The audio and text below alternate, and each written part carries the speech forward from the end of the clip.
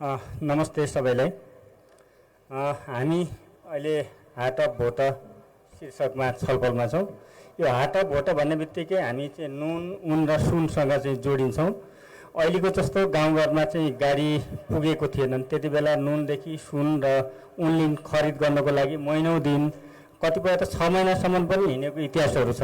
त्यसरी चाहिँ हाट गएर सहर पुगेर सहरबाट नुन सुन उनहरू खरिद गरेर ल्याउने चलन थियो त्यति बेला। हामी त्यही कुरालाई चाहिँ अहिले यहाँ प्रस्ट्याउँदैछौँ। हाटा भोटोसँग जालोवाला डोको, कन्नरो, लामपाती, बरियो र लट्ठी जोडिन्छ। हाटासँग भोटोसँग सिरमला, सातु, कागुनु र भक्के रोटी जोडिन्छ। हाटा भोटोसँग मितेरी, सम्देलो र सम्बन्ध जोडिन्छ र चाहिँ हाटा भोटोसँग पँधेरो र चौतारी जोडिन्छ। म आफै पनि एक हटारू हुँ। मैले पनि यो अवधिमा चाहिँ 2 चोटि चाहिँ कैलालीको चिसापानी र सुर्खेतको गुटुबाट चाहिँ नुन र तेल बोकेर कालीकोटसम्म पुगेको छु। त्यो भएको हुनाले चाहिँ त्यति बेलाको हाट जाँदाखेरिको चाहिँ उकाली ओह्राली, भारी बोकेर उकाली ओह्राली गर्दाखेरिको अनुभव मसँग पनि छन्। नमस्ते, म नगेन्द्र उपाध्याय। कर्णाली उत्सव कुडा कर्णालीको यो दोस्रो संस्करणको दोस्रो दिनको अन्तिम सेसनमा हाट जाने र भोट जानेहरूका हामी कुरा गर्दैछौँ। आजको कार्यक्रमको वक्ताको रूपमा कर्णाली प्रदेश सभाका सभामुख राजबहादुर साई हुनुहुन्छ। यस्तै डोल्पाका समाजसेवी धनबहादुर बुढाथोकी हुनुहुन्छ र मानवशास्त्री डाक्टर जनक राई हाम्रो वक्ताको रूपमा हुनुहुन्छ र उहाँहरू सबैलाई चाहिँ हाट भोटोको अनुभव सुनाउने यो कार्यक्रममा स्वागत पनि गर्दछु। र चाहिँ सुरुवातमा चाहिँ म सभामुखज्यूसँग जोडिन्छु। तपाईँ आफ्नो जीवनकालमा कहिले कतिचोटि चाहिँ हाट जानुभयो र त्यति बेलाको अनुभव के छ त्यो सुनाइदिनु होला।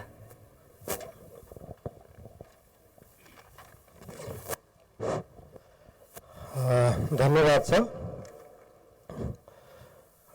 यहाँ उपस्थित हुनुहुने सबै विशिष्ट महानुभावहरूमा मेरो तर्फबाट हार्दिक नमस्कार छ। खास गरी म यहाँ एउटा हटारूको रूपमा उपस्थित भएको छु। मेरो जीवनमा म 2 पटक हाट गएको छु। आजभन्दा ठिक 40 वर्ष अगाडि 2036 सालमा म पहिलो पटक हाट गएको हुँ। त्यसपछि दोस्रो वर्ष 2038 सालमा हाट गएको छु। मेरो जीवनमा मैले 2 पटक हाट गरेको छु। हटारूको रूपमा एउटा स्टेजमा उपस्थित भएर आफ्ना अनुभवहरू सुनाउन पाउँदाखेरि मलाई ठुलो गर्व महसुस भएको छ। भनिन्छ अब कहिले पहाड घाम कहिले सियाला घाम, हटारूहरूका पनि दिन आउँदा रहेछ। त्यस भएर हटारूको रूपमा मैले यहाँहरूको बिचमा आफ्ना केही अनुभवहरू राख्न चाहन्छु। खास गरी हाटको र भोटको कुरा गर्दाखेरि हामीले थोरै पृष्ठभूमिको विषयमा अलिकति बताउनुपर्छ जस्तो लाग्छ।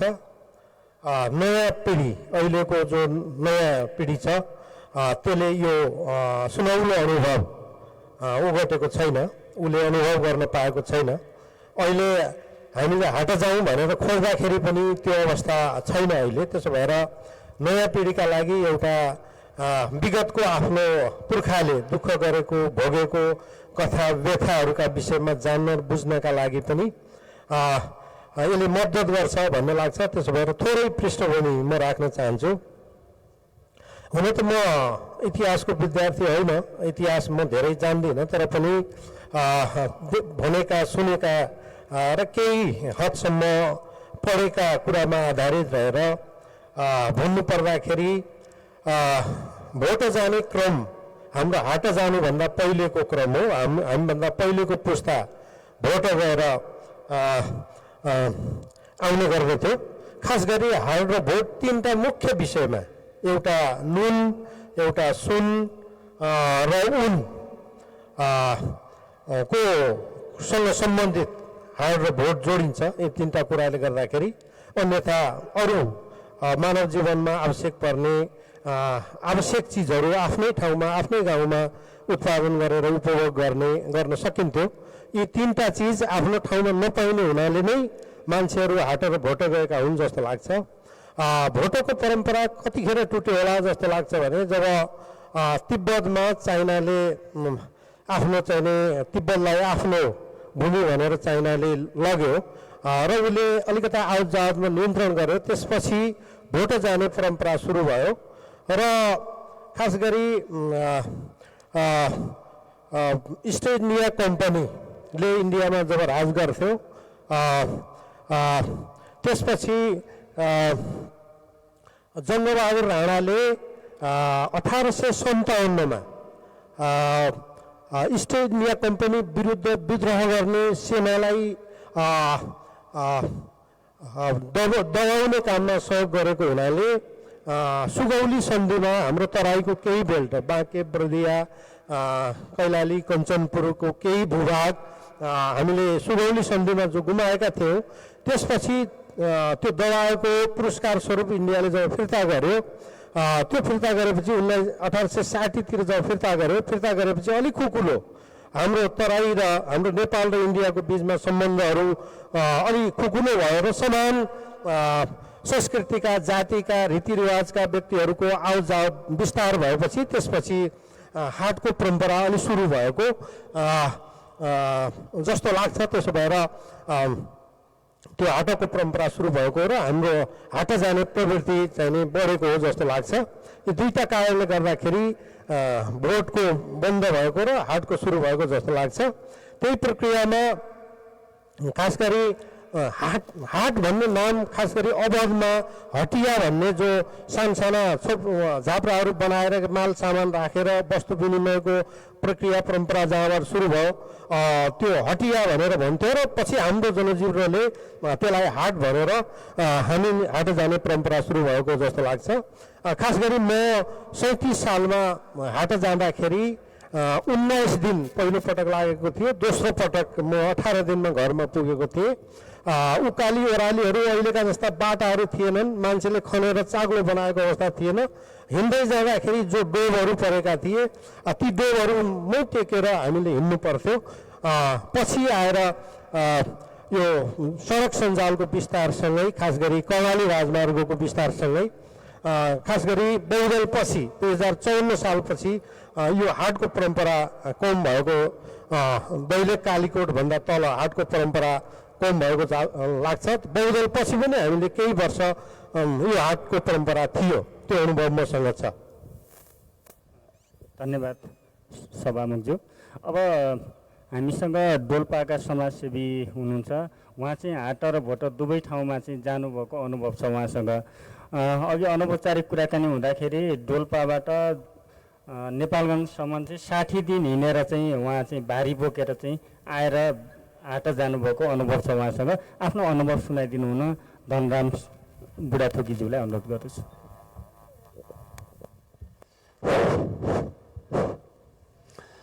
धन्यवाद।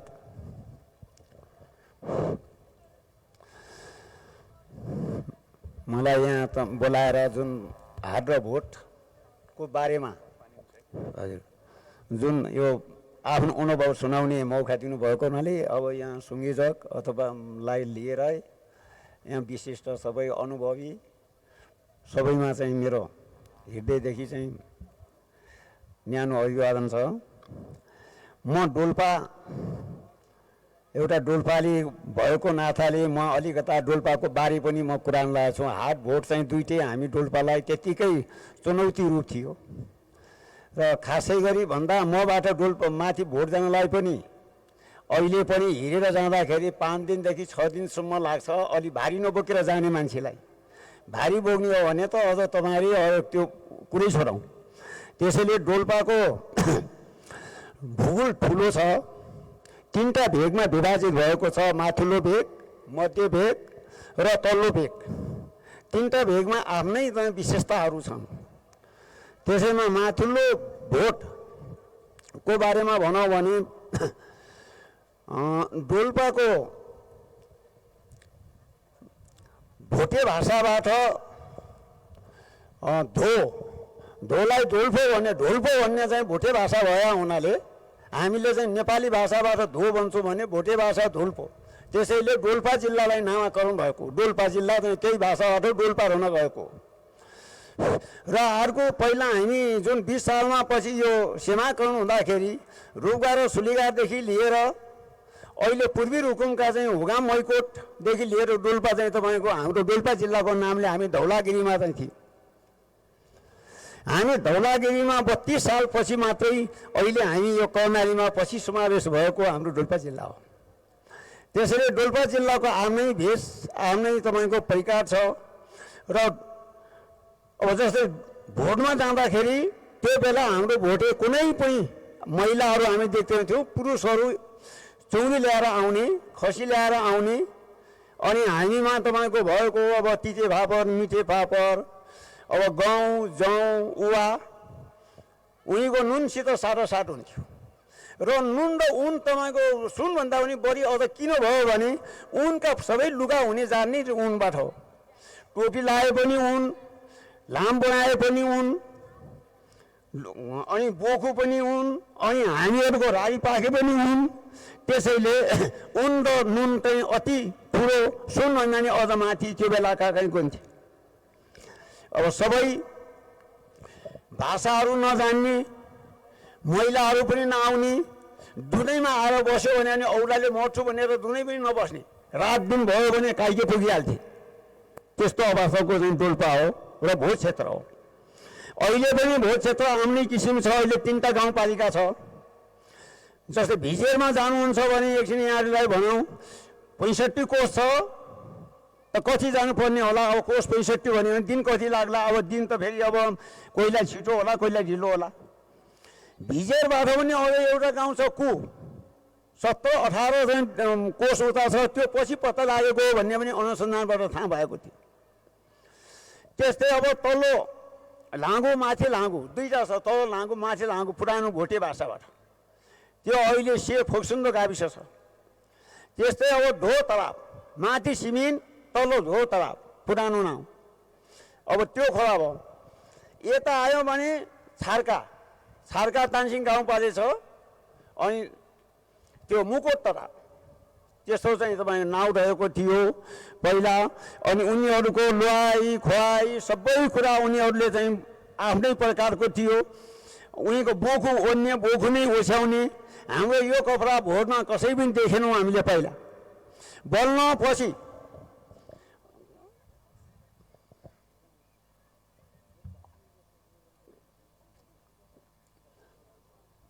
उन्तिस 28-29 सालतिर अलिअलि त्यहाँ तपाईँको अब यो कपडाहरू पुग्यो। अनि धोमा एउटा चाहिँ त्यो किस्टिक माग्नु भन्ने तपाईँको बोर्डिङ खोल्यो 29 सालमा। अनि बोर्डिङ खोल्दाखेरि छोराछोरी नपठाउने।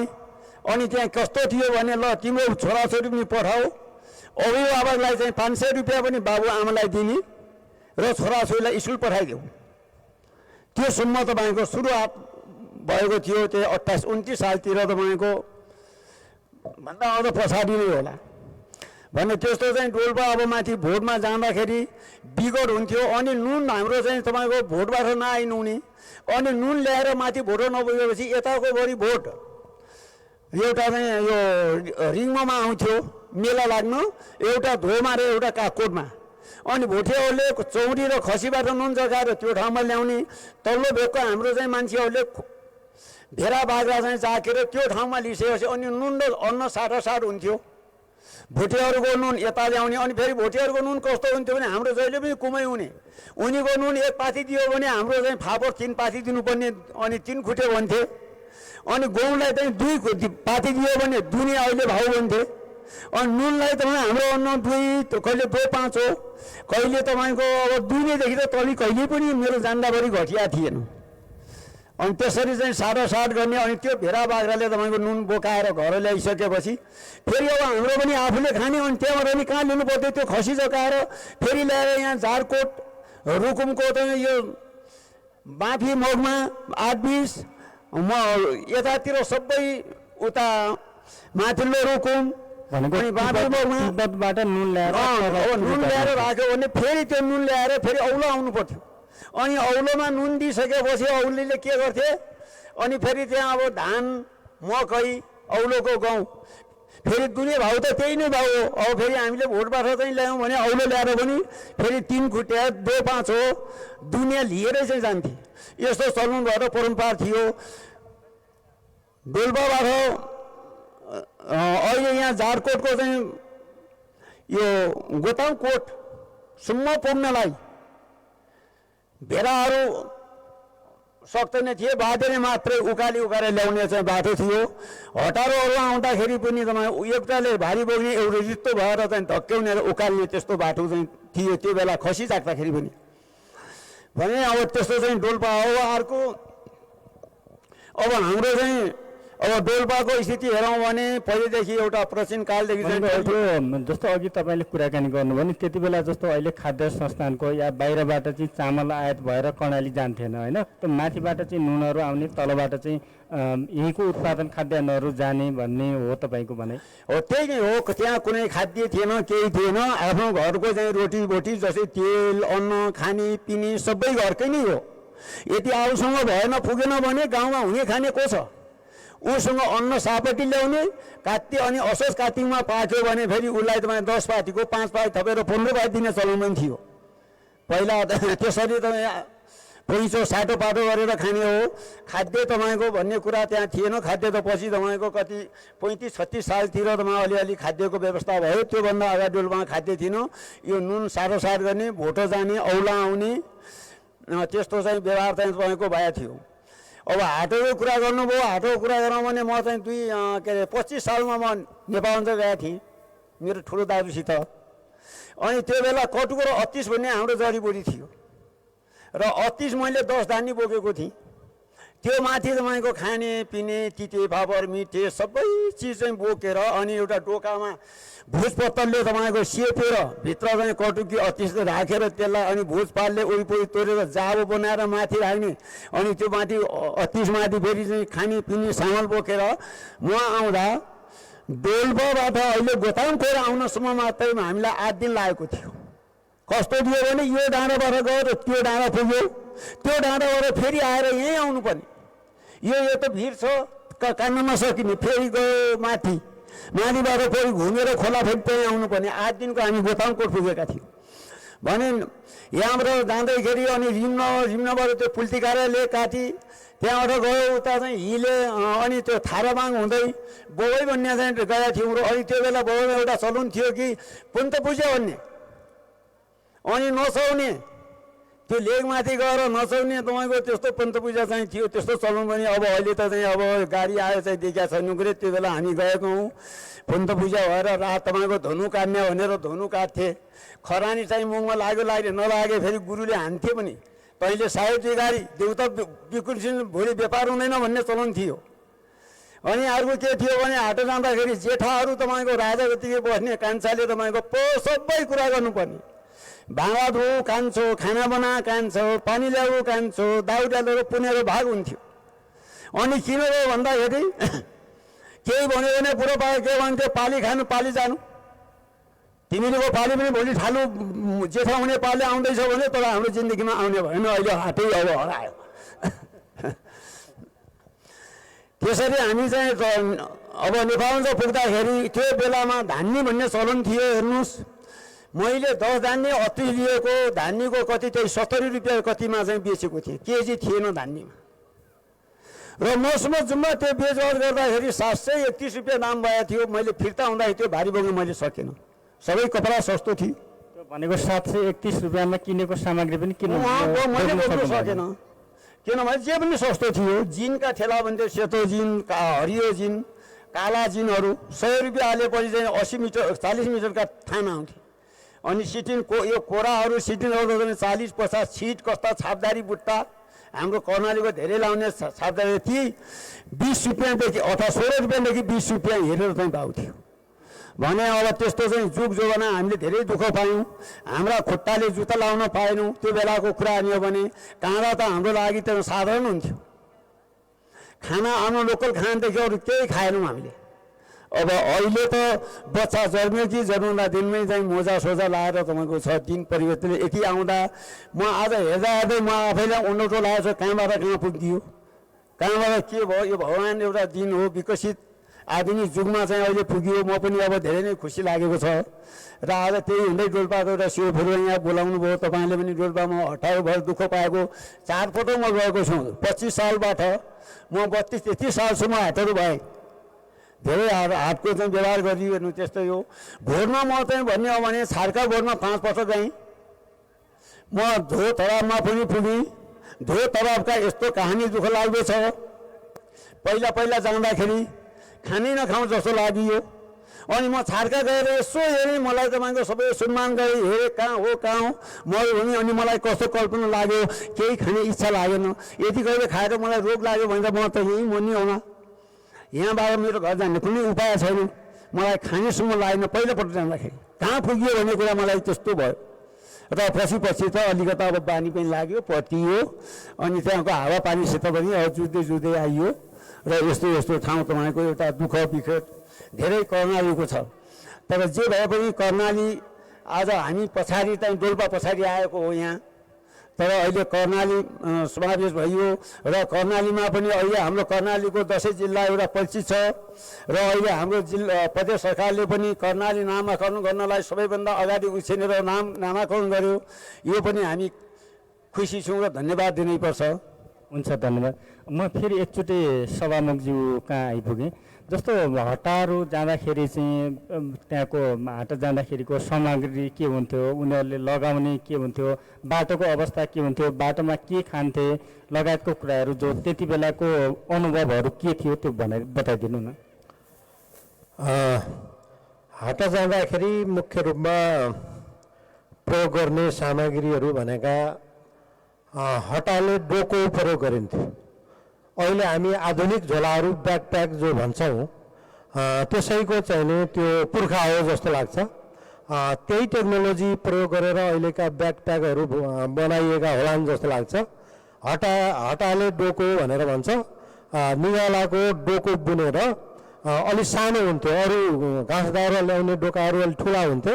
हाट जाने डोकाहरू चाहिँ नि हाट लिनुपर्ने डोकाहरू साना र अलिक बलिया हुन्थे।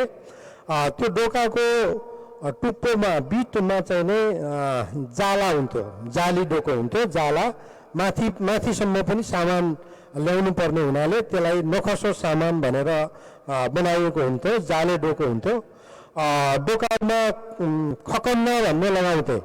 एउटा ठाडो चाग्लो भाटो लगाइन्थ्यो। अनि त्यसमा तेर्सो एउटा भाँडो राखेर दुईवटा यो काँधमा हाल्ने खकन्ना भनेर भन्छ, ती प्रयोग हुन्थे। अनि ती काँधहरू चाहिँ नि मा छाला नजाओस् भनेर होला, काँधलाई धेरै चाहिँ नि भारी नपरोस् भनेर होला।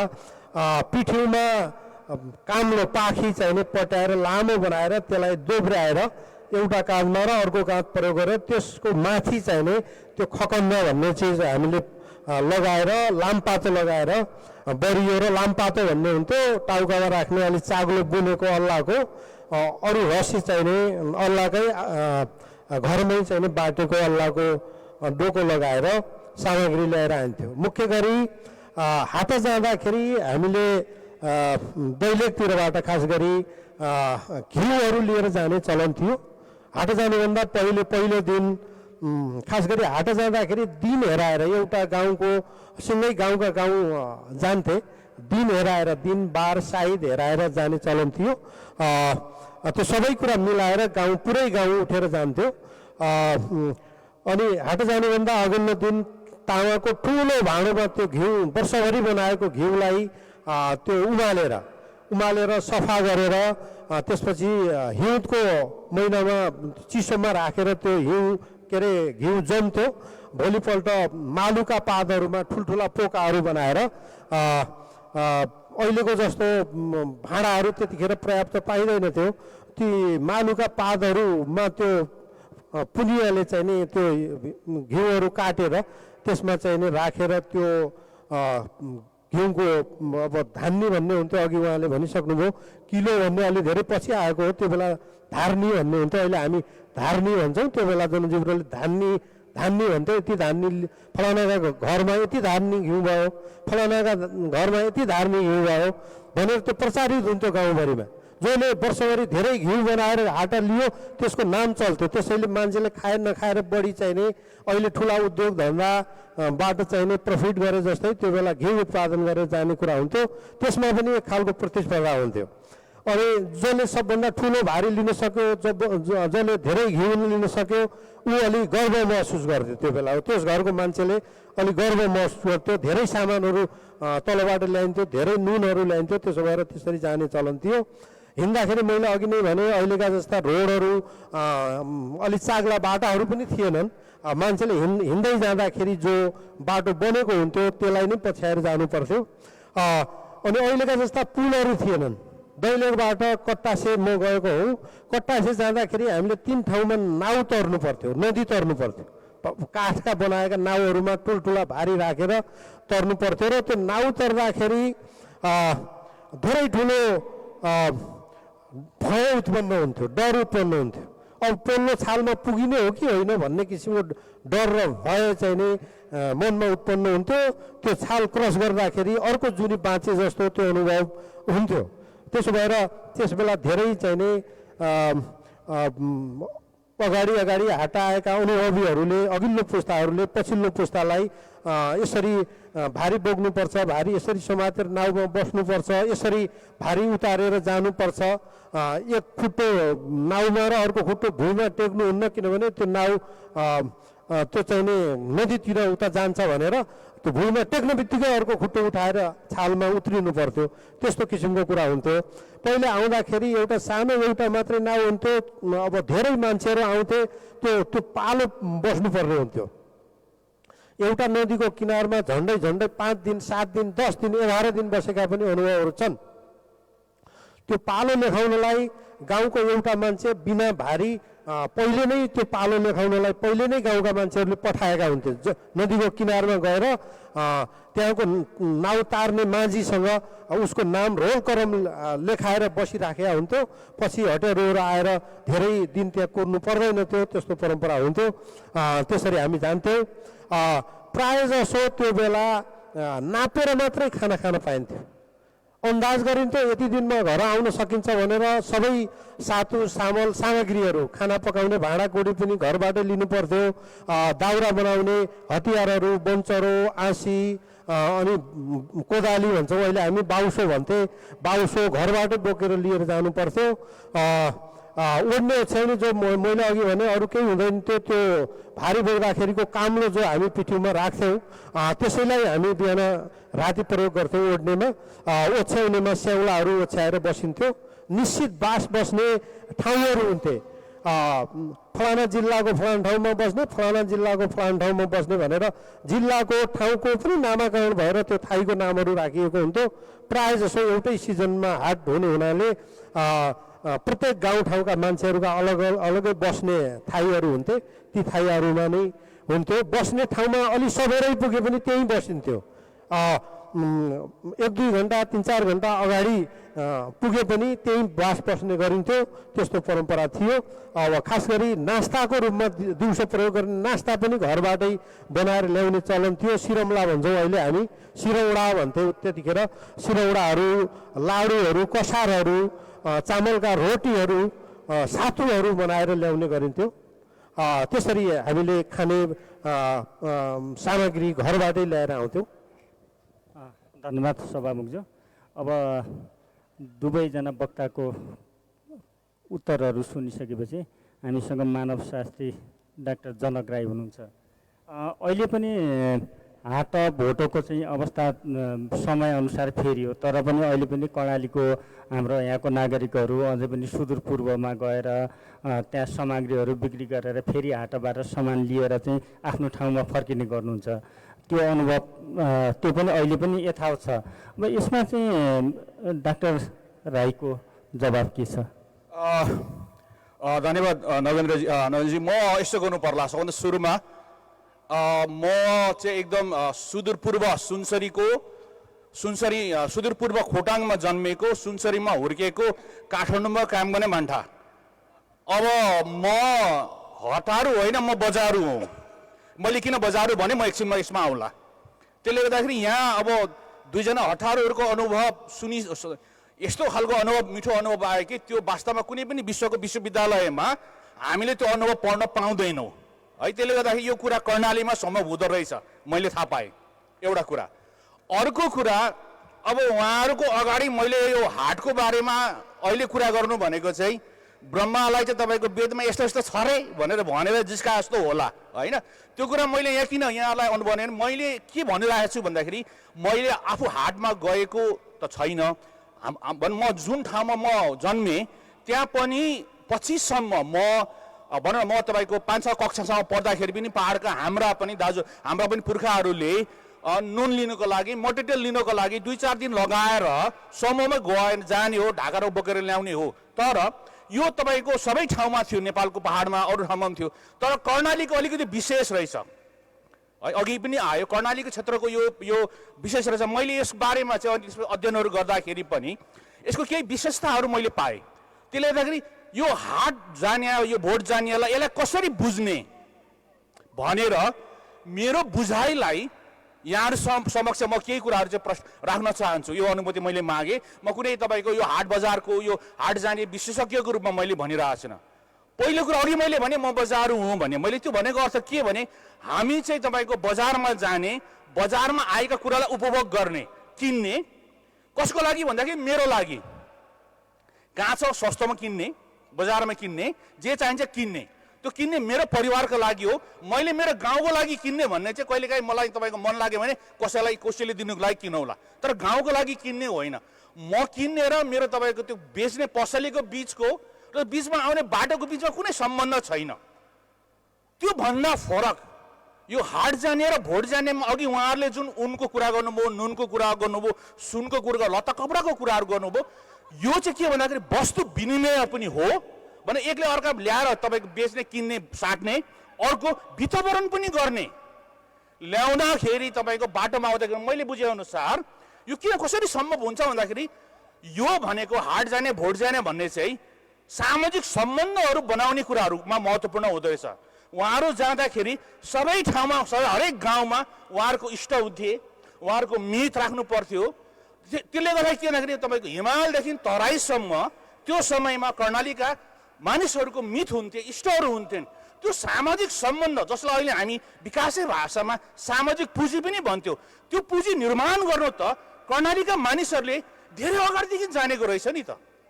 मैले यो कुरा कहाँ जोडेँ भन्दाखेरि अहिले हामी तपाईँको विकासको सिद्धान्तमा सामाजिक पुँजी भनेर तपाईँको एनजिओले तालिम दिन्छ, त्यो त उहाँले गरिराख्नु भएको रहेछ त, शताब्दीदेखि गरिराख्नु भएको रहेछ त। अनि यस्तो खालको भौगोलिक विकटतामा पनि उहाँहरूले आएको समस्यालाई जुझ्नको लागि उपायहरू त खोज्नु भएको रहेछ त। भोटबाट तपाईँको नुन ल्याउने, त्यो नुनलाई कहाँसम्म उहाँले पुर्याउने त, एक ठाउँसम्म पुर्याउने, त्यहाँबाट आफ्नो लागि लिएर आउने भनेर यो खालको तपाईँको त्यो समयमा, त्यति बेलाको समयलाई हामीले दुःखको कुरा गरौँला, पीडाको कुरा गरौँला, तर के भन्दाखेरि भौगोलिक कठिनाई, सुविधाको कमी, राज्यले गरेको व्यवस्था, यो सबैको बावजुद पनि कर्णालीका हटारूहरूले एउटा इतिहास त बनाएको रहेछ नि त। उहाँहरूसँग विकास कसरी गर्ने, आफ्नो समाजलाई कसरी आपूर्ति गर्ने भन्ने कुराको अभ्यास त भुइँका मानिसहरूले गरेको रहेछ, नेताले गरे होइन, यो योजना आयोगले गरेको होइन। भुइँका उहाँहरू जस्तो भुइँका मानिसहरूले कसरी गर्नुपर्ने रहेछ भने त त्यो त उहाँले जान्नु भएको रहेछ। अनि बाटो आउँदाखेरि किन हरायो त? अब प्रश्न मेरो विचारमा यो प्रश्नको छलफल गर्नको लागि हटारूहरूको अनुभव र हटारूहरूको अनुभव र उहाँहरूको इतिहास चाहिँ अब महत्त्वपूर्ण हुन्छ।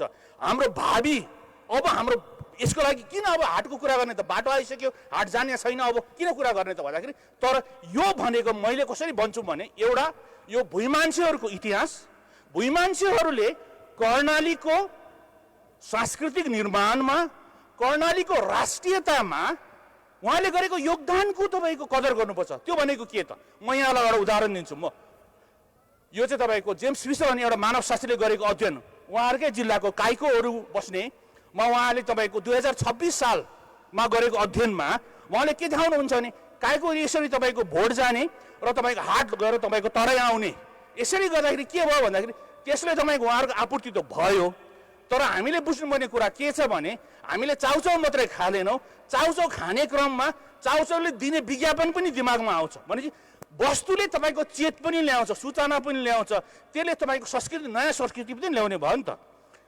काहीँको तपाईँको माथि जाँदाखेरि तपाईँको भोटका तपाईँको हिमाली मानिसहरूसँग उहाँहरू त्यो संस्कृतिसँग उहाँहरू परिचित हुने भयो, पहाडतिर आए तलतिर झरे खसहरूसँग हिन्दूहरूसँग हुने भए, अनि तराईमा झरे तपाईँको देशीहरूसँग तपाईँको सङ्गत बढ्ने भयो। त्यो क्रममा उहाँहरूको संस्कृतिमा पनि परिवर्तन आयो, अलिकति हिन्दुवाइज भए, केही कुरा तलबाट सिके। जस्तै उहाँले भन्नुभयो यो हटियाबाट हाट भन्ने शब्द आफै पनि तराईबाट आएछ नि त होइन भने यसरी भाषाको कुरा मात्रै होइन। अब जस्तै त्यहाँ के भयो भन्दाखेरि काहीकोहरूले जो गए उनीहरूलाई तपाईँको नेपाल सरकार कहाँ छ, काठमाडौँ के छ थाहा थिएन, तर जाने क्रममा के भयो त राजनीतिक परिवर्तनपछि काठमाडौँमा सरकार भन्ने पनि छ, पञ्चायत भन्ने व्यवस्था आयो। अब यो बारेमा हामीले थाहा पाउनुपर्छ भनेर ती व्यक्तिले बिस्तारै आएर गाउँमा राजनीति गर्न थाले। अब हेर्नुहोस् है, यो हाट जाने भन्ने कुरा चाहिँ खालि वस्तु विनय मात्रै होइन, विचारको विनय पनि थियो। एउटा उदाहरण। अर्को त्यस्तै उदाहरण तपाईँको बिहारी कृष्ण श्रेष्ठले जुम्लाको तपाईँको देउरगाउँको ठाकुरीहरूको बारेमा कुरा गर्दा उहाँले के भन्नुहुन्छ भने यसरी हाट जाने क्रममा चाहिँ त्यहाँ तपाईँको पानी चल्नेहरू पनि गए, उहाँको शब्द प्रयोग गर्दैछ है, मैले अन्यथा नसम्झिनु होला, पानी नचल्नेहरू पनि गए। त्यो जाने क्रममा उहाँले के देखे भन्दाखेरि चाहिँ यता इन्डियामा तपाईँको नैनीताल साइडतिर चाहिँ पानी चल्ने र नचल्नेको बिचमा खासै विभेद गर्दैन रहेछ भनिसकेपछि अब त्यताका दलितहरू त्यतातिर काम गर्न जान थाले। यो सूचना आयो। मैले के भन्दैछु भने यो हाट जाने र भोट जाने कुरालाई खालि वस्तु ल्याउने, सुन ल्याउने, नुन ल्याउने कुरा महत्त्वपूर्ण हो, तर त्यो सँगसँगै कस्तो खालको नयाँ विचारहरू पनि ल्याए भन्ने कुरा पनि त्यतिकै महत्त्व छ। त्यसकारण मैले के भनिरहेको छु भने कर्णालीको यो त्यति बेलाको भौगोलिक आफ्नै किसिमको भौगोलिक अवस्थितिमा त्यति बेला भएको कठिनाइको बावजुद पनि उहाँहरूको यो बजार जाने, यो हाटमा गएर हाट भरेर ल्याउने, त्यसले वितरण गर्ने कुराले एउटा नयाँ किसिमको परिवर्तन ल्याए। के खालको परिवर्तन, म केही उदाहरण दिन्छु। मैले थाहा पाएअनुसार जस्तो उदाहरणको लागि चाहिँ सुरुमा काँचो कपडाहरू ल्याए। जस्तै तपाईँको अर्को एकजना अनुसन्धानकर्ताले 26 सालमा तपाईँको जुम्लामा गरेको अध्ययनमा के देखाउँछन् भने जुम्लाको सिन्जामा त्यति बेला सबैभन्दा बढी के बिक्री हुन्थ्यो त बाहिरबाट ल्याएको भने पसलको मैले तपाईँको तथ्याङ्क दिन्छ। सबैभन्दा एक नम्बर धेरै बिक्री हुने काँचो कपडा, दोस्रोमा चुरोट, तेस्रोमा तपाईँको लाउने लुगा कपडाहरू। भनेको मतलब अब बिस्तारै यो खालको परिवर्तन पनि आउँदै गरे हाम्रो। त्यसपछि तपाईँ कर्णालीका केही भान्साहरूमा परिवर्तन भयो, मरमसला तराईको मरमसलाहरू आउन थाले, स्वादमा परिवर्तन पनि भयो। त्यसले तपाईँ पक्कै पनि लैङ्गिक सम्बन्धमा परिवर्तन गए, कम्पनी मालाहरू आउन थाले गाउँमा। हेर्नुहोस् है, अब भनेपछि तपाईँको यो हिसाब सुन मात्रै आएन नि, कम्पनीको मालाहरू आउन थाले। त्यसले गर्दाखेरि चाहिँ महिलाहरूको लाउने वेशभूषा, महिलाहरूको तपाईँको चाहिँ यो पुरुषहरू तपाईँ बाहिर गइराख्दाखेरि यसको लैङ्गिक सम्बन्धहरूको कुराहरू पनि छ। यसको बारेमा अब हामीले यसलाई नयाँ तरिकाले हेर्नु जरुरी छ। अब अघि तपाईँको प्रश्नमा चाहिँ अहिलेको अवस्था के छ भन्ने कुरामा म फेरि दुईवटा यहाँलाई उदाहरण दिएँ। एउटा उदाहरण हाम्रो एकजना पत्रकार मित्र हुनुहुन्छ, यहाँ ऐना कार्यक्रमसँग सम्बन्धित हुनुहुन्छ, पूर्व पाँचथरको साथी हो। उहाँ चाहिँ तपाईँको जुम्ला र तपाईँको मुगुमा त्यो कार्यक्रम खिच्न आउनु भएको रहेछ। अनि उहाँलाई गाउँमा सोध्यो सबैले तपाईँ कहाँबाट आउनुभएको भन्दाखेरि उहाँले म एकदमै पूर्वबाट आएको भनेर भन्नुभयो।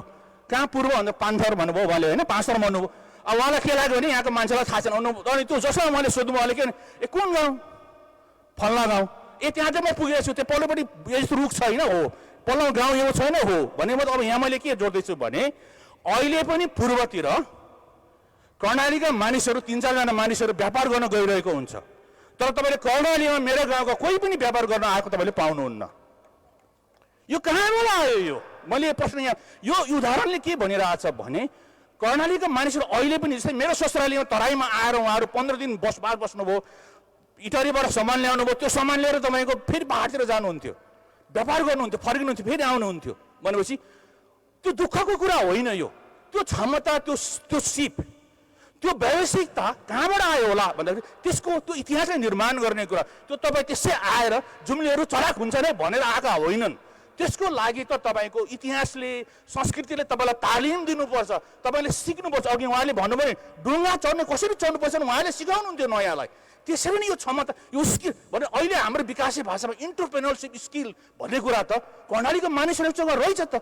भनेपछि मैले अघि सरलाजीले भन्नुभएकै कुरासँग जोडेँ। हाट जाने भोट जाने कथाहरूलाई हामीले इतिहासलाई पढ्यो भने के हुन्छ भने कर्णालीको सकारात्मक एउटा ऊर्जा इतिहासमा के गर्नु गर्थ्यो, यहाँको मानिसहरूले कसरी सङ्घर्ष गर्थ्यो, कसरी आफ्नो आवश्यकताहरूलाई बिना अरूको निर्भरतामा, हेर्नुहोस् है, राज्यको निर्भरतामा होइन, नेताको निर्भरतामा आफ्नो परिश्रमले आफ्नो शरीरलाई प्रयोग गरेर, श्रमलाई प्रयोग गरेर, बललाई प्रयोग गरेर र समाजलाई प्रयोग गरेर समूह मिलेर जान्थे, पल्लो गाउँसँग मिट लाउँथे, पल्लो गाउँसँग इष्ट बनाउँथे, यताबाट सामान ल्याउँथे, त्यहाँ लगेर छोड्थे, अर्को बाली सकेपछि त्यहाँ गएर त्यो बेचेको सामान उठाउँथे, त्यहाँबाट फेरि के सामान ल्याउँथे अरूलाई दिन्थे। यसरी वस्तु वितरण र वस्तुको तपाईँको विनिमय दुइटै हुन्थ्यो। त्यसले कर्णाली समाजको त्यति बेलाको तपाईँको भोगमारी थियो, अरू खालको अभावलाई पनि उहाँहरूले ठुलो हिसाबले आपूर्ति गर्नुहुन्थ्यो। त्यो योगदान, त्यो इतिहासबाट हामीले सिक्नुपर्ने कुरा चाहिँ धेरै छ जस्तो लाग्छ। त्यसले गर्दाखेरि अब कर्णालीको भविष्य के त भन्ने कुरामा चाहिँ हटाएको इतिहासहरूलाई पनि दस्तावेज गर्ने, अध्ययन अनुसन्धान गर्ने चाहिँ गरिनुपर्छ भन्ने मेरो चाहिँ सुझाव हो। धन्यवाद। धन्यवाद सर। अब हामीले यो हाट भोट हुँदाखेरिको अवस्थाको बारेमा त चित्रण गऱ्यौँ, त्योसँगै चाहिँ यो सहभागिता जो हाट जाँदाखेरि चाहिँ को सहभागी हुनुहुन्थ्यो, महिलाको सहभागिता के थियो भन्ने कुरा चाहिँ आएन। यो विषयमा चाहिँ जानकारी गराइदिनु हुनको लागि चाहिँ म सभामुखज्यूलाई अनुरोध गर्दछु। धन्यवाद छ। यो मूलत अहिलेको सन्दर्भमा जो धेरै प्रचलनमा छ व्यवहारमा पनि यो समावेशिताको प्रश्न हो जस्तो लाग्छ मलाई।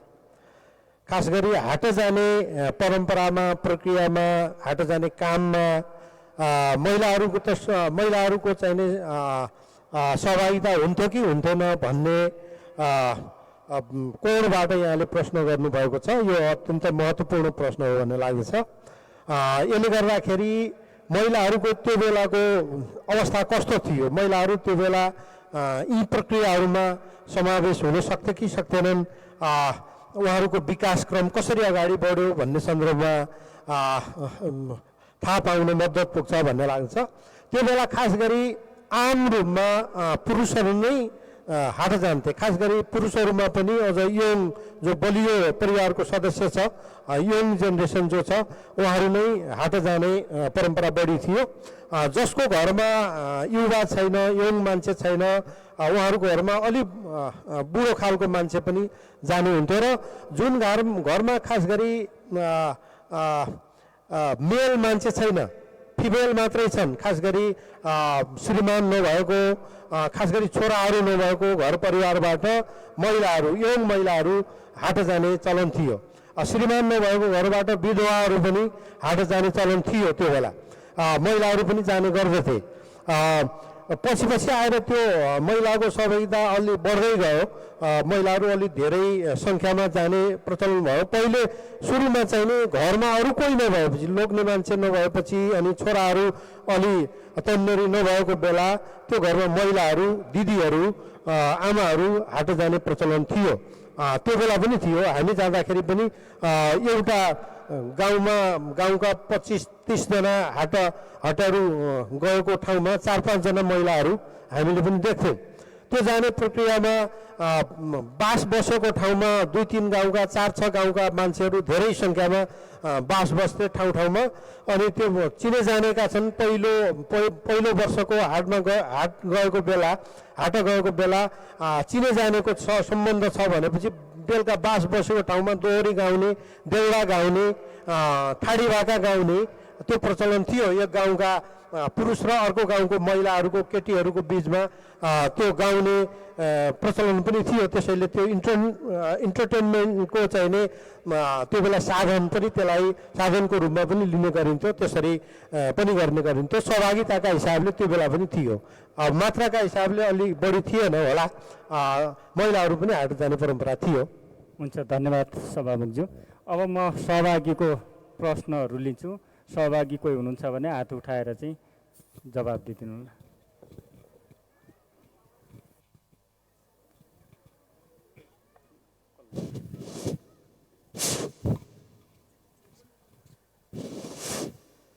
हाम्रा मान्य सभामुख राजबहादुर साईजीलाई सर्वप्रथम म नमस्कार गर्छु र सम्पूर्ण हाम्रो नागरिक समाज डोल्पाबाट आउनुभएका वृद्ध बुवालाई पनि नमस्कार र हाम्रो सबभन्दा समाजशास्त्र विज्ञ भनेको मानिस जन्मदाखेरिको इतिहास पढेको मान्छे, सबभन्दा जेठो इतिहास समाज मानवशास्त्र, त्यसपछि समाजशास्त्र, त्यसपछि धर्मशास्त्र, त्यसपछि राजनीतिशास्त्र, त्यसपछि वैज्ञानिक शास्त्र, सबभन्दा जेठो शास्त्र पढेको उहाँ हाम्रो विद्वानलाई पनि मेरो तर्फबाट नमस्कार छ।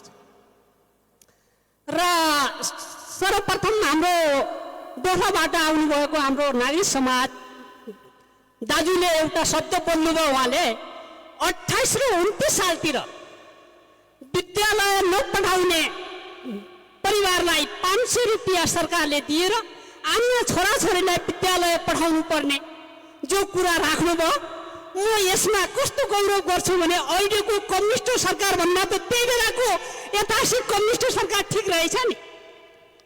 अहिले त स्कुल बनाउन साथ शिशु नर्सरीलाई कति रुपियाँ लिने, 2000, 3000, 4000, 5000 त्यो निर्णय हुन्छ।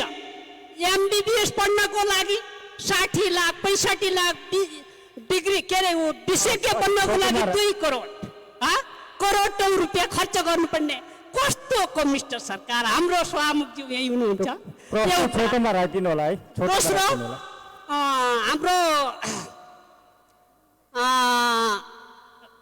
जुन मानव इतिहास पढ्नुभएको हाम्रो मानव विज्ञ विद्वानलाई म एउटा प्रश्न राख्छु। जो 21औं शताब्दीमा 95%लाई 5%ले मात्रै रजाइ गर्ने र शोषण गर्ने भनेर मात्रै लेखिएर जन्मेका तिनको भाग्यमा थिए त? पक्कै पनि थिएन हो। त्यस कारणले सुखी नेपाली समृद्ध नेपाल, सुखी नेपाली समृद्ध नेपाल हाम्रो सरकारको नारा छ। सुखी नेपाली भन्दा दुखी नेपाली, समृद्ध नेपाल भन्दा उपनिवेश नेपाल, शोषण सामन्त नेपाल बन्यो। त्यस कारणले बेली हाम्रो कर्णाली आत्मनिर्भर थियो। म कर्णालीकै मान्छे हुँ। आत्मनिर्भर थियो कर्णालीले एउटा के ल्याउनु जान्नु पर्थ्यो, नुन, एउटा सुन, उन होइन। उन त कर्णालीमा प्रशस्त एकजनाका 100बाट 500सम्म 1000-1200 भेडा हुन्थे प्रत्येक घरमा। अनि तपाईँको हाम्रो खेती मार्सी चावलबाट लिएर छोटोमा राखिदिनु न, धेरै भयो एकछिन छोटोमा राखिदिनु। पोतो जम्मै चिजहरू प्रशस्त हुन्थ्यो।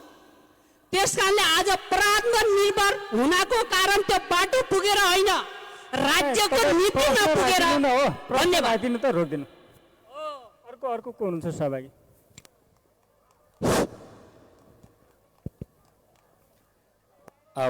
मञ्चमा यहाँ सबैमा नमस्कार। मेरो चाहिँ क्वेसन चाहिँ तिनैजनालाई र प्रश्नकर्ताज्यूलाई पनि, उहाँ पनि हटेर हो। स्वयंले म पनि एकचोटि चिसापानीसम्म हाट गएको थिएँ।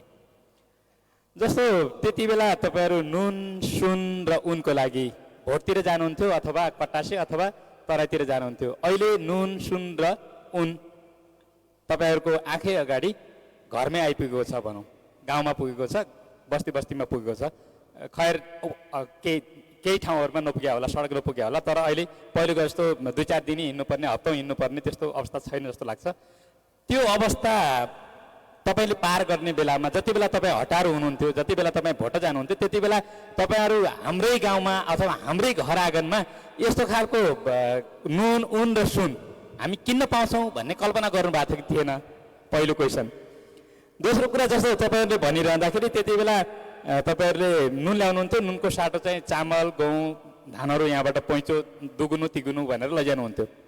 भनेको मतलब त्यति बेलाको कर्णाली समृद्ध रहेछ। त्यो चामल किन्न पर्ने अथवा चाउचाउ खानुपर्ने कर्णालीबाट त्यति बेला छुटकारा पाएको रहेछ। र अहिले आउँदाखेरि घरमै नुन पाइयो, सुन पाइयो र उन पनि पाइन लाग्यो भने यो अवस्थामा चाहिँ हामी झन्झन कमजोर भइरहेका छौँ। कतै यो हटारू छोडिसकेपछि अझै झन् हामी गरिबीतिर अथवा परनिर्भरतातिर हामी गइरहेका त छैनौँ। धन्यवाद। धन्यवाद शेरबहादुरजी। एकजना मात्रै सहभागीको प्रश्न लग्छौँ हामी।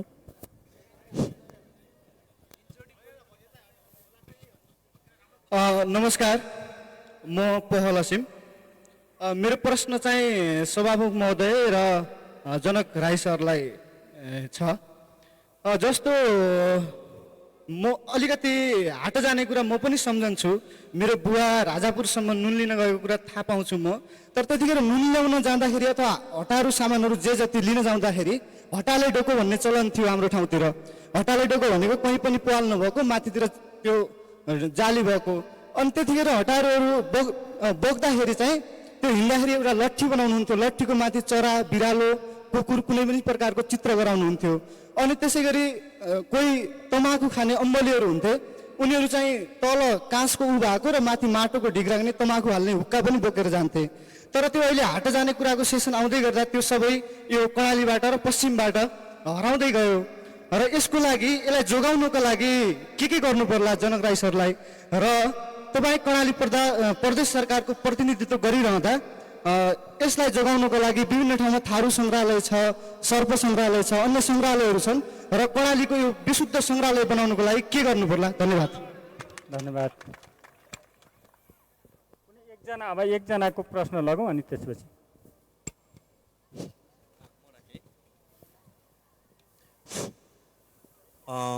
मेरो प्रश्न सभामुखज्यू र हाम्रो धनराम बुढाज्यूलाई छ। पहिला यो त्यतिखेर यो हाट जाने कुराहरू आफ्नो स्थानीय उत्पादनमा रहेको थियो।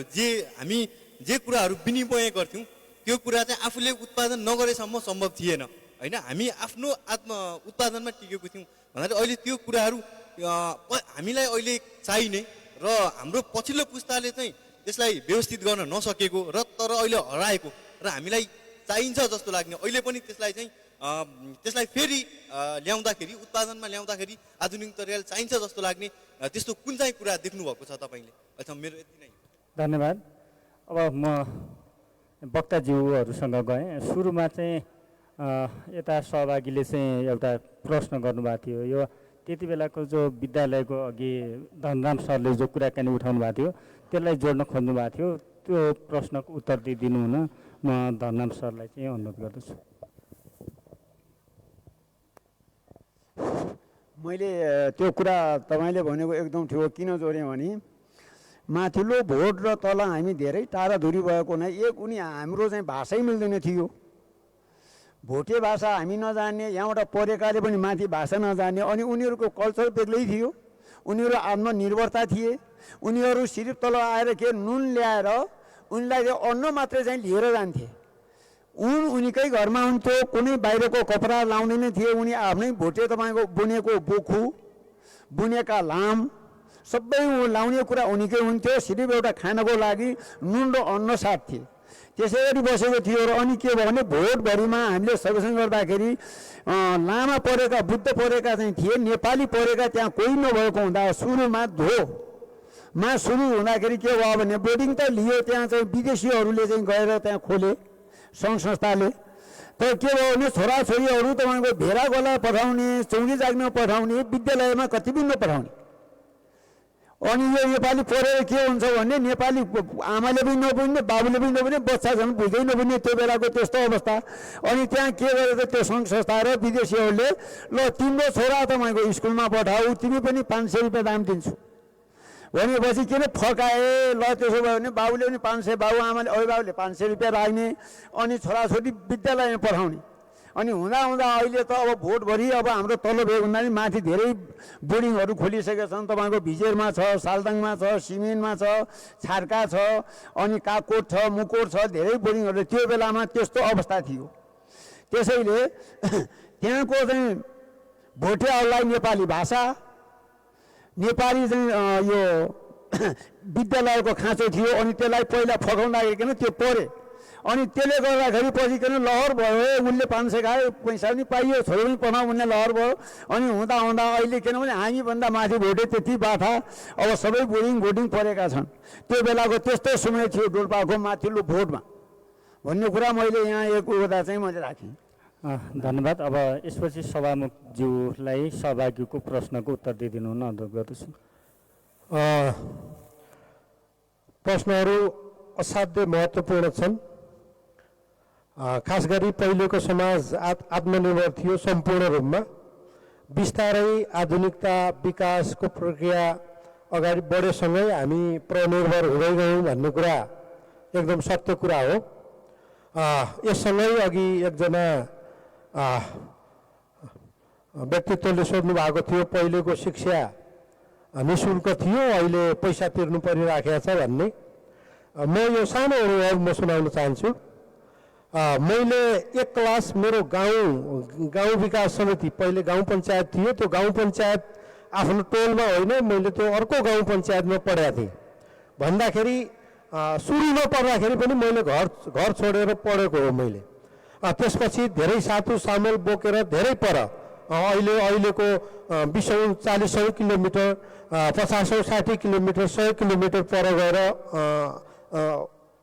प्रावि निरावि र माध्यमिक शिक्षा हासिल गरिएको हो। अहिलेको अवस्था हेर्दाखेरि त्यसमा धेरै सुगमता थपिएको छ। हाम्रो आशा अपेक्षा र चाहना अनुसार हुन नसके पनि राज्य पनि अहिले जनताका लागि एकदमै संवेदनशील छ।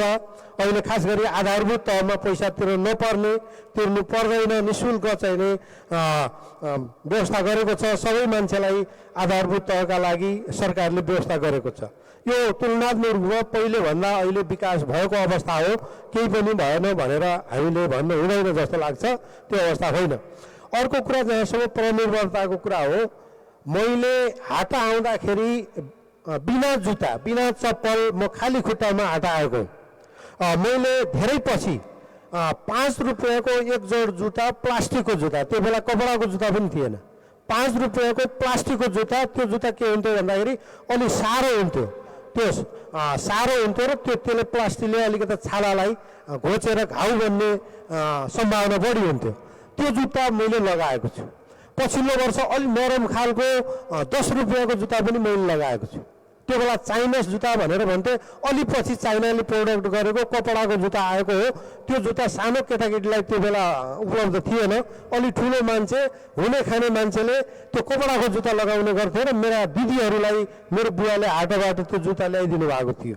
पछि मैले विद्रोह गरेर त्यो कपडाको जुत्ता मलाई चाहिन्छ भनेर विद्रोह गरेर बुवासँग विद्रोह गरेको मलाई सम्झना छ। भन्दाखेरि हामी त्यो बेला मैले हाटबाट ल्याएको धागाको कपडा बनाएर त्यसको कपडा लगाएर बाल्यकाल बिताएको छु। फेटुवा भनेर भन्थ्यौँ हामीले। हाम्रै घरमा बुनेर, आफैले बुनेर, चानले बुनेर अनि त्यसको कपडा लगाएर म हुर्केको अनुभव छ मसँग। त्यसपछि अर्को पनि अनुभव के छ भन्दाखेरि त्यसभन्दा सुरुमा मैले कपडा भनेको ट्राइलिङ भन्छ त्यो बेला, अहिले ट्यार्लिङ भन्छ। ट्राइलिङको सर्ट मैले 4 वर्ष लगाएको छु, एउटा सर्ट। हिउँदको चिसो कठ्याङ्ग्रिको बेला पनि ट्राइलिङको सर्ट, ट्राइलिङ भनेर भन्थ्यो त्यो बेला, ट्राइलिङको सर्ट लगाएर हामीले गरेका छौँ। त्यस्तो दुःख कष्ट गर्ने हो भने अहिले पनि आत्मनिर्भर हुन सकिन्छ। आत्मनिर्भर हुनलाई केही न केही सेक्रिफाइस गर्नुपर्छ जस्तो लाग्दछ। हामीले आधुनिक हुने दौरमा हामी परनिर्भर भइरहेका कुरा एकदम सत्य लाग्छ मलाई। अर्को कुरा के लाग्दछ भने खास गरी मेरो पुस्तालाई म आफू गौरवान्वित किन ठान्दछु, गौरव किन गर्दछु मेरो पुस्तालाई भनेपछि हामीले पुराना ती दुःख पनि भोगेका छौँ र नयाँ अहिलेका सेवा सुविधा पनि उपयोग गर्न पाएका छौँ। अझ बढी रोचक कुरा त के छ भने हामीले आफ्नै इनिसिएसनमा हामीले आफ्नो गाउँ बस्तीमा गाडी लिएका छौँ, रोड पुर्याएका छौँ, हाम्रो आफ्नै पहल कदमीमा। त्यसो भएर हामी यहाँहरू नयाँ पुस्ताभन्दा अलि बढी चाहिँ बढी भाग्यमानी हौँ जस्तो लाग्दछ। हामीले पुरानो समय पनि भोग्न पाएका छौँ र नयाँ समय पनि भोग्न पाएका छौँ। त्यसो भएर योसँग एकजना सहभागीले एउटा प्रश्न गर्नुभएको थियो, जति बेला त्यो हाटा भोट जाँदाखेरिको जुन सामग्रीहरू जे थियो नि त्यसको संरक्षणको लागि अहिले तपाईँ कार्यकारी भूमिकामा हुनुहुन्छ, प्रदेश प्रमुख प्रदेश सभाको हुनुहुन्छ। अब के गर्न सकिन्छ योबाट, प्रदेश सरकारले या के गर्न सक्नुहुन्छ भन्ने पनि थियो एउटा प्रश्न। यो एकदमै महत्त्वपूर्ण प्रश्न हो। यो जो इनिसिएसन छ, जो जो उहाँहरूले अहिले नयाँ पुस्ताले एउटा चाहिँ नि हाम्रो पुरानो कर्णालीको रीतिरिवाज परम्परा हाम्रो संस्कृति संस्कार अहिलेको आधुनिक विकास आवश्यकता सबै कुरा झल्किने गरेर जो बहसको चाहिँ नि प्रारम्भ गर्नुभएको छ त्यो पनि एक किसिमको त्यो हाम्रो पुरानो रीति परम्परा इतिहासको संरक्षणका लागि एक किसिमको जागरण ल्याउनलाई गरिएको प्रयास हो भन्ने म ठान्दछु। यसमा सरकार र गैर सरकार सबैको इन्भल्भमेन्ट छ जस्तो मलाई लाग्दछ। अझ खास गरी सरकारहरूले राज्यको पक्षबाट अझ बढी संवेदनशीलता देखाएर त्यस्तो त्यो बेलाको जीवनशैली झल्किने गरिकन हामीले त्यो चाहिँ सङ्ग्रहालय बनाउनुपर्छ भन्ने कुरा एकदमै रचनात्मक सुझाव हो। यो म यहाँका सरकारहरूलाई पुर्याउँछु भन्ने कुरा राख्न चाहन्छु।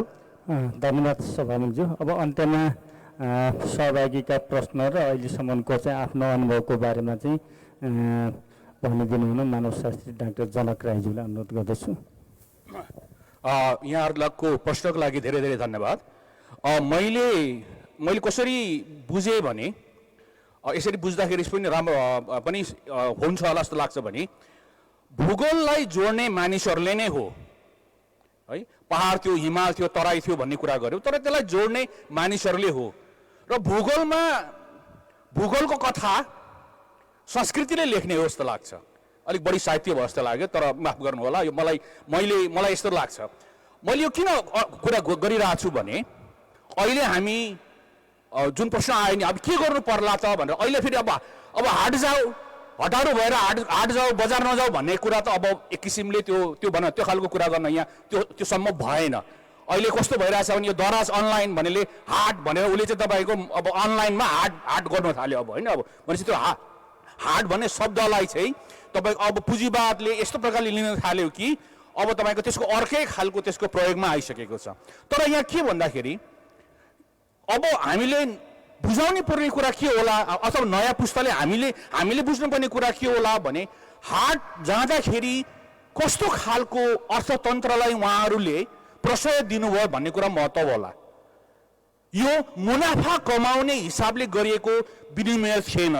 यसलाई हामी भनौँ शास्त्र हिसाबले कहिलेकाहीँ मोरल इकोनोमी पनि भन्छ, अथवा त्यो भनेको के भन्दाखेरि मूल्य मान्यता समाजको सम्बन्धहरूलाई प्राथमिकतामा दिएर गरिएको अर्थव्यवस्था थियो। त्यो अर्थव्यवस्थामा धेरै नाफा कमाउने भन्दा पनि मितको लागि पनि सामान ल्याइदिनुपर्छ, इष्टको लागि पनि सामान ल्याइदिनुपर्छ, पल्लो गाउँको लागि पनि सामान ल्याइदिनुपर्छ भनेर दुःख गर्नेहरूले त्यो तपाईँको होटेल डोकोमा बोकेर ल्याउनेहरूले आफ्नो घरको लागि मात्रै ल्याएन। त्यो सामाजिकताको भावना चाहिँ मेरो विचारमा अहिलेको बजारलाई त्यो कुरा सिकाउनु पनि जरुरी छ, हामीले पनि सिक्न जरुरी छ। त्यो कसले सिकायो त भन्दाखेरि यो कुनै दर्शनशास्त्री, कुनै तपाईँको एकदमै विद्वान अथवा तपाईँको ज्ञान प्राप्त गरेको एकदमै अलौकिक व्यक्तिहरूले भन्दाखेरि उहाँहरू जस्तै भुइँमा भएका आफ्नो दुःखलाई कम गर्न प्रयास गर्ने कर्णालीका मानिसहरूले हिजो गरेका थिए, अहिले पनि गरिरहेको छन्। त्यो कुरालाई यदि हामीले बनाउने हाम्रो पाठ्यक्रमहरूमा कर्णालीको विद्यालयमा पढाउने पाठ्यक्रमहरूमा कर्णालीको इतिहासमा यो खालको सामाजिक इतिहासलाई पनि सामाजिक इतिहास भन्दा अरू खालको कुरालाई उहाँहरूले गरेको दुःखको इतिहासलाई पनि हामी राखौँ, यसमा कथा लेखौँ, यसमा कविता लेखौँ, यसमा नाटक गरौँ, यसमा चलचित्र बनाऊ।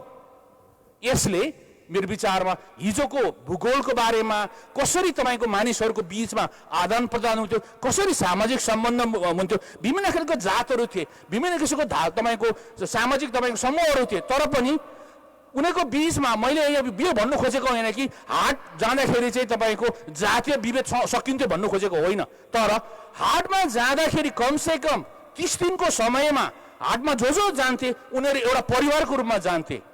जस्तै मैले सुनेको उहाँहरू पहिलो दिन बास बस्दाखेरि उहाँले गाउँबाट आफूलाई ल्याउनु भएको लड्डुहरू सबैले मिसाउनुहुन्थ्यो अनि बाँडेर खानुहुन्थ्यो। त्यसको अर्थ के भने अब हामी जाँदाखेरि एक भएर जाने है, किनभने औलो लाग्न सक्छ, औलो लाग्यो भने बोकेर ल्याउनु पर्यो नि त, सहयोग गर्नु पर्यो नि त एकले अर्कालाई। अघि उहाँले भन्नु एकजना गएर तपाईँको माझी कहाँ गएर चाहिँ माझीलाई खुसी पार्नु पर्यो, त्यसले लागि 3 दिन बस्नु पाउनु परेन, घरमा पनि आउनु छ, अन्न पनि भ्याउनु छ, काम पनि भ्याउनु छ भनेपछि त्यो लिडरसिप त्यो नेतृत्वदायी पनि भुइँबाट आउँदो रहेछ नि त। हाटले त्यो कुरा पनि सिकाउँदो रहेछ, नेतृत्व तयार गर्दो रहेछ नि त। अनि जो पहिलोपल्ट हाट जान्थे उसको लागि तयारी गर्ने विभिन्न तरिकाहरू थिए, त्यहाँ विभिन्न पूजा अनुष्ठानहरू हुन्थे, उसलाई विभिन्न किसिमले जिस्काउने, उसलाई सिकाउने, अब तिमीले यसै गर्नु, ऊ पहिलोपल्ट भर्ती भएको हो नि त हाटको उसमा। भने त्यो खालको हिजो हाम्रो सामाजिक चलनहरू, यो सँगसँगै भएका तपाईँको बाटोमा पार्टी पौवा बनाउने कुराहरू, हटारूहरूलाई तपाईँको बास बस्ने ठाउँ बनाइदिने गाउँलेहरू, अर्को गाउँको मान्छेले त्यहाँ बिहाबारीको चलनहरू चल्थे भनेपछि कर्णालीको बिहाको परम्परामा, हाम्रो तपाईँको पूजाको परम्परामा यो त हाटको त केही न केही तपाईँको त एकदमै आकर्षीय सम्बन्ध त थियो नि त। भनेपछि अब त्यो बाँकी छैन, तर के भन्दाखेरि स्मरण बाँकी छ, हाम्रो तपाईँ अनुभवहरू बाँकी छ। इतिहास भनेको तपाईँको वर्तमानमा बाँच्नु पर्यो नि त, अनि पो त्यसले हामीलाई भविष्यको बारेमा थप कुराहरू बताउन सक्छ। त्यसले गर्दाखेरि मेरो विचारमा अहिले भनेको यसको बारेमा छलफल बहस गर्ने, लेख्ने, तपाईँहरू जो हुनुहुन्छ उहाँले तपाईँले पनि लेखिदिने, बोलिदिने, अरूलाई थाहा कुरा लेखिदियो भने चाहिँ यसले मेरो विचारमा यो कर्णाली संस्कृतिको लागि यो हाट जाने भोट जाने भन्ने कुरा चाहिँ हिजोको कुनै समयको हाम्रो पुर्खाले गरेको दुःख मात्रै नभएर यो भनेको निरन्तरता इतिहास पनि हो भन्ने कुरा थाहा हुन्छ जस्तो लाग्छ। धन्यवाद। धन्यवाद। थोरै के थप्नु छ त्यसलाई चाहिँ पछि जोडौँला। धन्यवाद मानवशास्त्री डाक्टर जनक राईज्यू। हामीले त हाट र भोटका कुराकानी गऱ्यौँ, यो 1 घन्टाको अवधिमा हामीलाई सुनिदिनु भएको र हामीलाई हेरिदिनु भएकोमा यहाँहरू सबैलाई चाहिँ धन्यवाद। अब हामी अन्तिममा छौँ र अन्तिममा चाहिँ जाँदा जाँदै हाम्रो समाजसेवी धनराम बुढाज्यूले केही भन्न खोज्नुभएको छ, थोरै छोटो अवधिमा भन्नु होला। जुन यो हाम्रो अग्रानीको कुरा चाहिँ आयो र मलाई त अहिले के चिन्ता भएछ, अग्रानी जो हामी चाहिँ आत्मनिर्भरता थियौँ, अब पछिल्ला पिँढीहरू हामी हेऱ्यौँ कि अब आत्मनिर्भरता भन्दा सबै बजारमुखी भएको हुनाले हामी गाउँमा बस्ने बुढापाकाहरू त यो पनि चिन्ता लाग्छ। हाम्रा गाउँ पाखा, भेरी चराउने रोमान पाखा, जुन हामीले पहिला खेलेका चाहिँ कुमाएका खेत पाखा जग्गा बाँधो रहन्छ नि जस्तो चाहिँ लाग्छ हामीले हेर्दाखेरि। त्यसैले युवाहरू सबै बजारमुखी हुन लागे।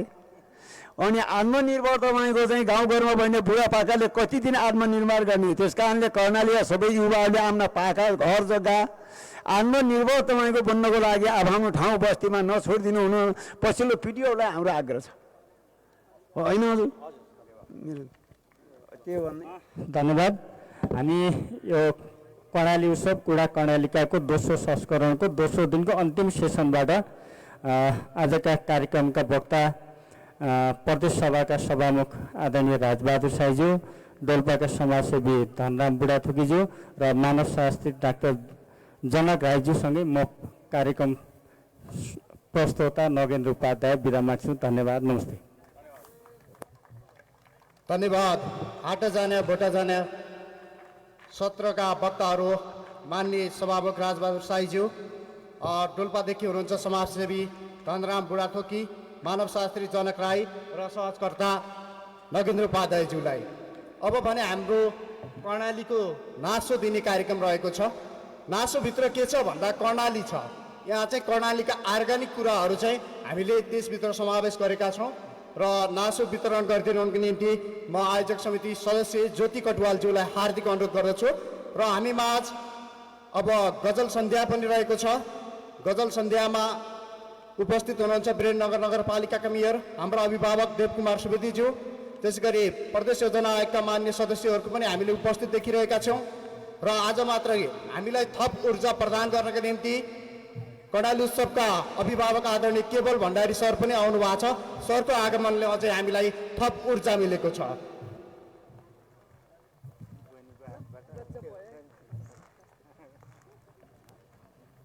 यसभित्र हामीले कर्णालीलाई चिनाउने हाम्रा केही ब्रान्डहरू छन्, ती चाहिँ अन्त सम्भव छैन, ती कर्णालीबाटै खरिद गरेर मात्रै अन्त लैजाने कुराहरू हुन्छ, जस्तो जुम्लाको मार्सी धान। र अब हामी गजल सन्ध्यामा प्रवेश गर्छौँ। यहाँ चाहिँ करिब 25 जना गजलकारहरूले आफ्नो रचना सुनाउने कार्यक्रम रहेको छ। र अर्को रमाइलो कुरा, कर्णाली उत्सव कुडा कर्णालीको हुँदै गर्दा अबको गजल सन्ध्यालाई सञ्चालन गर्दै हुनुहुन्छ बुलबुलेमा बुलबुलले अर्थात् अच्युत घिमिरेले। उहाँलाई हार्दिक स्वागत गर्दै म तिलो पौडेल बिदा हुन्छु। धन्यवाद। भोलिदेखि पनि यहाँहरूको निरन्तर उपस्थितिको हामी अपेक्षा चाहन्छौँ।